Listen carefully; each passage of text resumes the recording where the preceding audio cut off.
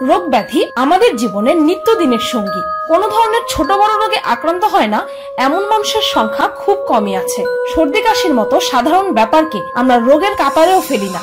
আবার এমন অনেক রোগ আছে যেগুলোর সাইড এফেক্ট স্বরূপ হয়তো মানুষের জীবনও চলে যায়, নতুবা এমন কোনো আফটার এফেক্ট রেখে যায় যা আমাদের সারা জীবন বহন করে যেতে হয়। যেমন অনেকেরই টাইফয়েডের আফটার এফেক্ট স্বরূপ তারা পঙ্গু হয়ে যায়, বা কিছু প্রকারের গুটি বসন্ত আমাদের চেহারা বা শরীরে সারা জীবনের জন্য বিকৃত দাগ রেখে যায়। আমাদের এই শরীর ও মন মহাবিশ্বের চাইতেও অনেক বেশি রহস্য পোষণ করে, যার বেশিরভাগই আমরা আজও উন্মোচন করতে পারিনি। তাই তো আজও মানুষ এমন সব রোগে আক্রান্ত হয় যে রোগ সম্পর্কে বিজ্ঞানের কোনো ধারণাই নেই। তবে পিনিক পায়ের আজকের পর্বে আপনারা দেখবেন ও জানবেন এমন কিছু রেয়ার রোগ সম্পর্কে যার কারণে সেই রোগে আক্রান্ত রোগী সুপার পাওয়ার অর্জন করে। তবে এও জেনে রাখুন যে প্রত্যেকটি ক্রিয়ারই সমান ও বিপরীত প্রতিক্রিয়া আছে, অর্থাৎ সুপার পাওয়ারগুলোর পাশাপাশি এই রোগগুলোর এমন কিছু নেগেটিভ দিক আছে যা জানলে কোনো মানুষই সুপার পাওয়ার চাইবে না।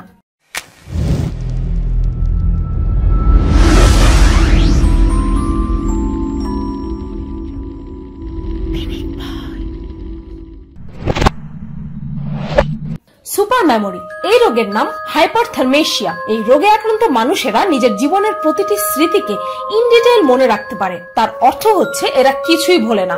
আমরা যেখানে আজ সকালে নাস্তায় কি খেয়েছি তাই ভুলে যাই, সেখানে এই রোগে আক্রান্ত মানুষেরা নিজের জীবনের প্রতিটি মুহূর্তের স্মৃতিকে ইন ডিটেইল মনে রাখে, এমনকি তাদের ছোটবেলার প্রতিটি স্মৃতিও।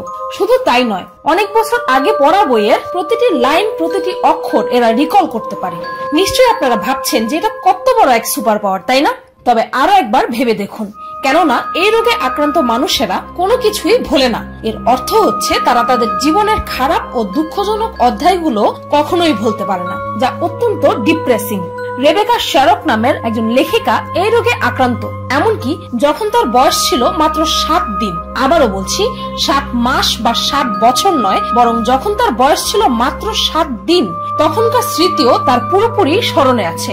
এমনকি তিনি তার পড়া সকল বইয়ের প্রতিটি লাইন মনে রেখেছেন, যদিও তিনি তার এই মনে রাখার ক্ষমতাকে সুপার পাওয়ার মনে করেন না, কেননা এই রোগের কারণে তার জীবনে ঘটা প্রতিটি খারাপ স্মৃতি এখনো তার মনে সজীব আছে, যার কারণে তিনি প্রতিনিয়ত তীব্র মাথা ব্যথা, এমনকি ইনসমনিয়া অর্থাৎ ঘুম না আসার রোগে ভোগেন। তাছাড়াও তিনি খুব জলদি অত্যন্ত ক্লান্ত হয়ে পড়েন। এবার কি একে সুপার পাওয়ার মনে হচ্ছে? নো পেইন এই রোগে আক্রান্ত মানুষেরা কোনো ধরনের কোনো ব্যথাই অনুভব করতে পারে না। এই রোগের নাম ইনবর্ন অ্যানালজেসিয়া। এর কারণে কোনো ধরনের মানসিক অক্ষমতা বা বাহ্যিক রূপে কোনো পরিবর্তন আসে না। তারা শুধুমাত্র কোনো ধরনের আঘাত অনুভব করে না। টিম ক্রিডল্যান্ড নামক একজন আমেরিকান সাইড শো পারফর্মারও এই রোগে আক্রান্ত, যিনি কোনো ধরনেরই ব্যথা অনুভব করেন না, আর লাইভ শোতে খুবই স্বাচ্ছন্দ্যে তিনি তার নিজের শরীরে ছিদ্র করে লোহার রড ঢুকিয়ে দেন। তিনিও এই একই রোগে আক্রান্ত। তবে সমস্যা একটাই, সাধারণত ব্যথা অনুভব করার মাধ্যমে আমরা আমাদের শারীরিক সমস্যার কথা বুঝতে পারি, যা এই রোগে আক্রান্ত মানুষেরা পারে না। ফলে বিশেষ করে বাচ্চাদের জন্য এটি অত্যন্ত ঝুঁকিপূর্ণ হতে পারে, কেননা খেলতে গিয়ে শরীরে কোনো ইন্টারনাল প্রবলেম বা কোথাও কেটে গেলে বা শরীরের কোনো হাড় ভেঙে গেলেও এরা এতটুকু ব্যথা অনুভব করতে পারবে না। মাস্টার ইন এভরিথিং এই রোগের নাম সেভেন সিনড্রোম। এটি একটি অত্যন্ত রেয়ার রোগ, যেটি সাধারণত অটিস্টিক বাচ্চাদের মধ্যে দেখা যায়। এই রোগে আক্রান্ত রোগীরা মিউজিক, আর্ট, ক্যালকুলেশন, কার্টোগ্রাফি অর্থাৎ মানচিত্র নির্মাণ বিদ্যা, এমনকি 3D মডেল কনস্ট্রাকশনেও অত্যন্ত দক্ষ হয়ে থাকেন। 7 রোগে আক্রান্ত মানুষেরা ইনস্ট্যান্টলি যে কোনো 3 সংখ্যার গুণফল বলে দিতে পারে, বা ধরুন তারা বলে দিতে পারবে যে 2013-র 15 তারিখে কি বার ছিল।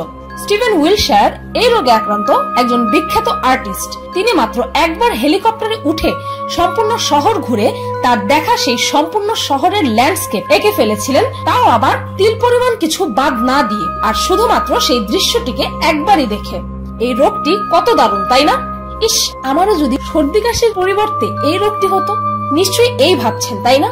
তবে হয়তো এর নেগেটিভ দিক জানলে আপনি এই সুপার পাওয়ারটি কখনোই চাইবেন না, কেননা এই রোগে আক্রান্ত মানুষদের মেন্টাল ডিফিসিয়েন্সি থাকে, অর্থাৎ এরা মানসিকভাবে অন্যান্য দিক থেকে অক্ষম হয়ে থাকেন।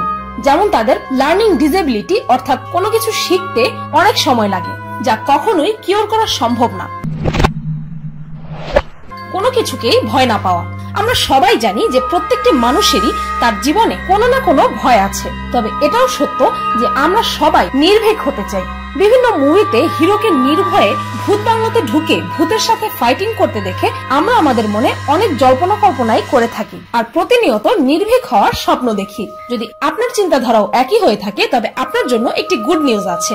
এমন এক ধরনের রোগ ধরা পড়েছে যার কারণে মানুষ ভয় পাওয়ার অনুভূতি হারিয়ে ফেলে। রোগটির নাম হচ্ছে আরব্যাক-হুইটসেল ডিজিজ। এই পৃথিবীতে মাত্র 300 জন মানুষই এই রোগে আক্রান্ত, যাদের মধ্যে একজন আমেরিকান নারী তার এই রোগের কারণে অনেক খ্যাতি লাভ করেছিলেন। বিজ্ঞানীরা তার উপর অনেক ধরনের এক্সপেরিমেন্ট চালায় শুধুমাত্র তাকে ভয় দেখানোর জন্য। সায়েন্টিস্টরা তার গায়ে ভয়ঙ্কর মাকড়সা ও সাপ ছেড়ে দেয়, তাকে একা ঘরে অন্ধকারের মধ্যে হরর ফিল্ম দেখায়, এমনকি তাকে পরিত্যক্ত ভূতেরা বাড়িতেও রাতভর একা রেখে দেওয়া হয়, কিন্তু কোনোভাবেই তাকে কোনো প্রকার ভয় দেখাতে পারেনি কেউই। এমনকি সায়েন্টিস্টদেরকে মেয়েটি নিজের জীবনের এমন কিছু ভয়ঙ্কর অভিজ্ঞতার কথা জানায় যা আমাদের জন্য অত্যন্ত ভয়ঙ্কর হলেও সেই মেয়েটির এতে কিছুই যায় আসে না। যেমন তার সাথে হওয়া একটি ছুরিকাঘাতের ঘটনা, এমনকি সহিংসতার শিকারও হয়েছে সে। একবার ভেবে দেখুন, আপনার সামনে একটি হিংস্র বাঘ আসছে বা কেউ ধারালো ছুরি নিয়ে আপনাকে ধাওয়া করছে।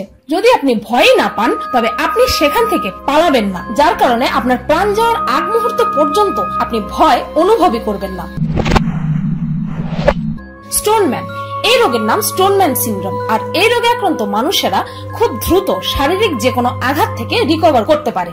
ঠিক যেমন কোন সুপারহিরো মুভির সিনে হিরোর হাত কেটে গেলে সে তার সুপার পাওয়ার দিয়ে সেই কাটা জায়গা ভ্যানিশ করে ফেলে। আপনার ও আমার কাছে অসাধারণ মনে হলেও এই রোগে আক্রান্ত মানুষদের কাছে এটি তাদের জীবনের সবচেয়ে বড় অভিশাপ। ক্ষত জায়গা জলদি রিকভার হয় ঠিকই, তবে একই সঙ্গে সেই জায়গাটি শক্ত পাথরের মতো রূপ নেয় আর সেই রোগীর সারা শরীর আস্তে আস্তে পাথরের মতো শক্ত হয়ে যায়, যার কারণে তারা একসময় নড়াচড়া করতেও পারে না। এই রোগের এখনো পর্যন্ত কোনোই কিউর বের করা সম্ভব হয়নি। ফরেন অ্যাকসেন্ট এক্সপার্ট, বিশেষ করে বাংলাদেশের মানুষ বাংলা ভাষার পরিবর্তে ইংলিশে পটু হতে পারলে নিজেকে ধন্য মনে করে, তাই এই রোগটি তাদের জন্য খুবই আকর্ষণীয়। কেননা এই রোগে আক্রান্ত মানুষেরা যে কোনো সময় এই পৃথিবীর যে কোনো ভাষার এক্সেন্ট অর্থাৎ স্টাইলে কথা বলতে শুরু করে দেয়।